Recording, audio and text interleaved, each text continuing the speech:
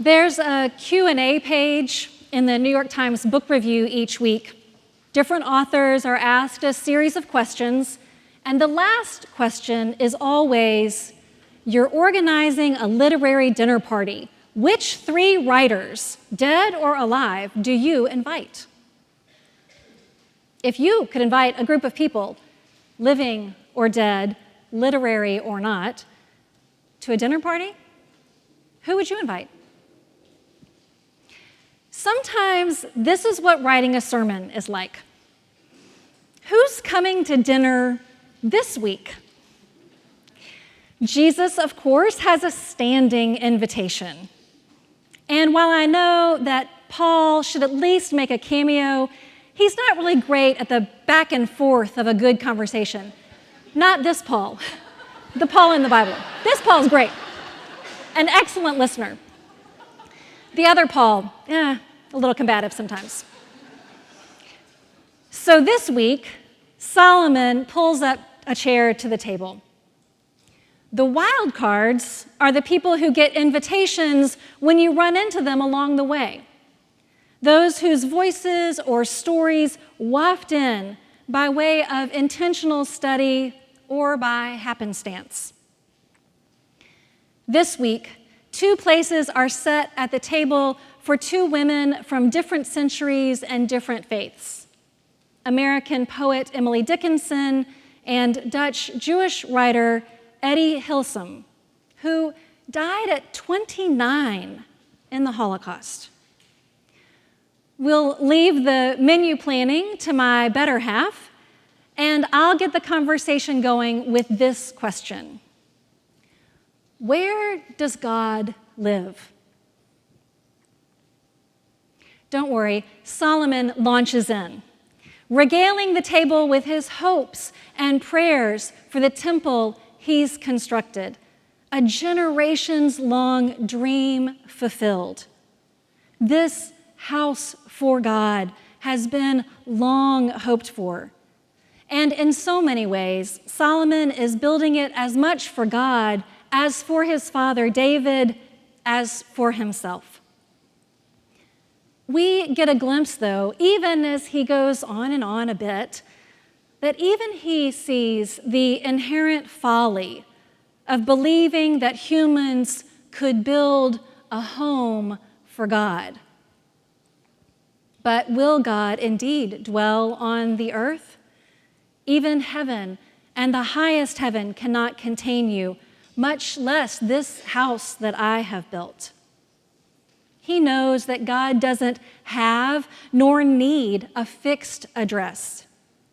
Yet he has a kernel of hope that God will be attuned to the prayers offered in this particular place, heeding and hearing the pleas of all who come near.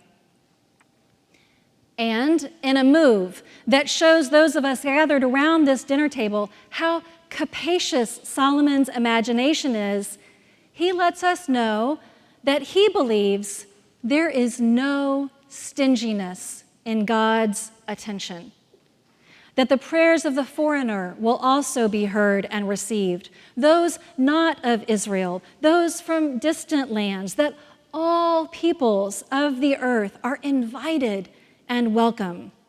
It's as if even as the walls go up, Solomon understands that the walls must be permeable, that no place can solely or wholly contain the uncontainable God.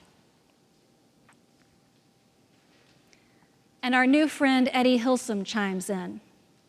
She knows what Solomon can't imagine, that this temple he's so pleased with will be destroyed, and that the Jewish people will spend centuries, millennia, facing discrimination and devastation. Her last writings are postmarked from Auschwitz and are a diary from the work camp of Westerbork. She writes there, "The sky is full of birds. The purple lupins stand up so regally and peacefully. 2 little old women have sat down for a chat the sun is shining on my face, and right before our eyes, mass murder. The whole thing is simply beyond comprehension. Revealing the enormous capacity of the human heart to keep beating and to keep loving, she writes that she has learned to love even Westerbork, an anti-temple if ever there was one. And while she struggles with daily life, she holds on to a very honest faith. And she finds that God lives in such dire and desolate places too. She reads to us from her journals in which she speaks directly to God. Alas, there doesn't seem to be much you yourself can do about our circumstances, about our lives. Neither do I hold you responsible. You cannot help us, but we must help you and defend your dwelling place inside us to the last. Eddie looks at us gathered here and states with not a little defiance, God cannot be God unless we create a dwelling place in our hearts. How then? How do we build a temple within our own hearts and minds, a place for God to dwell to the last? How do we defend the audacious idea that God can be found in human-crafted churches and temples and in the broken and violent corners and ultimately in the beat of every heart? Every heart, even the heart of the foreigner and the ones in distant lands, even in the heart of our enemies. It's one of those eternal questions. And across the table, a quiet woman who lived upstairs in her family home in New England in the middle of the 19th century whispers, I dwell in possibility. Emily Dickinson, who wrote her poems on the backs of envelopes, says again, I dwell in possibility. A fairer house than prose, more numerous of windows, superior for doors, of chambers as the cedars, impregnable of eye, and for an everlasting roof, the gambrels of the sky, of visitors the fairest, for occupation this, the spreading wide my narrow hands to gather paradise. She could be riffing on the psalm and the hymn with its sparrows and swallows, valleys and heights. The paradise gathered in her small hands just somehow like the paradise of the courts of the Lord. Never denying the brutal truths that Etty reminds us of, Emily picks up even on Eddie's appreciation for the purple lupins and the sunshine. And more than that, she opens the door between humble house and vast world, between holy shrines and a little imagination for possibility. When we see and name the beauty of this world, we grow our heart's potential to hold the presence of God, a presence accompanying us everywhere, even through inevitable days of destruction. But this teaching is difficult. Who can accept it? Now, the disciples weren't really invited to our dinner party, but they are almost always listening in and interjecting their questions.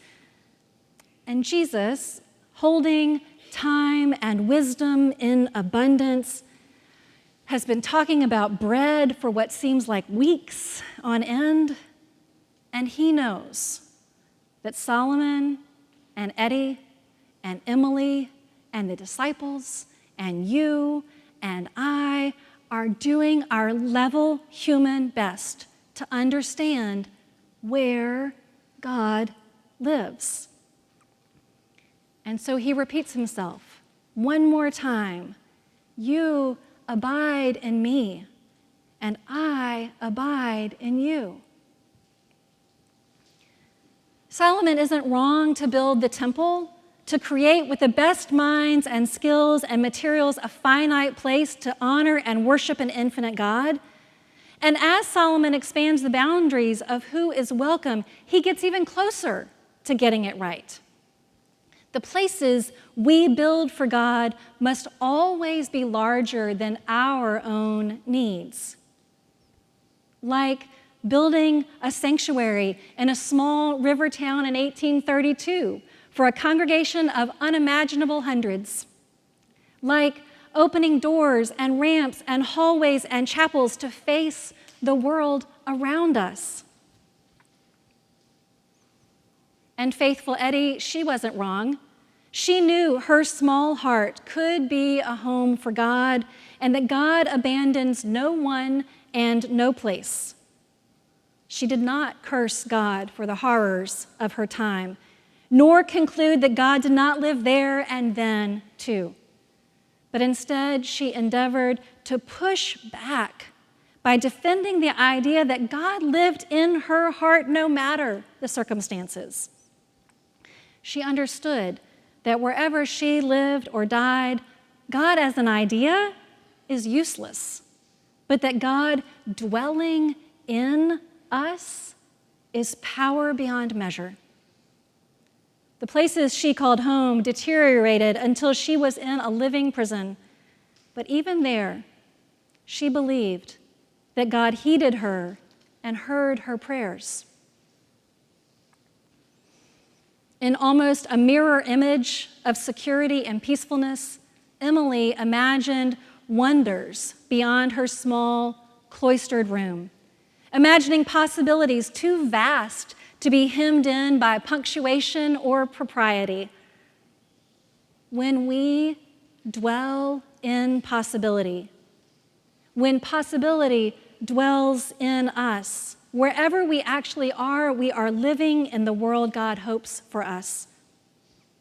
When we feel that our four-chambered heart is full to overflowing, such that we can dream of houses for God for all, for foreigners and sparrows too, then perhaps we are abiding in Christ.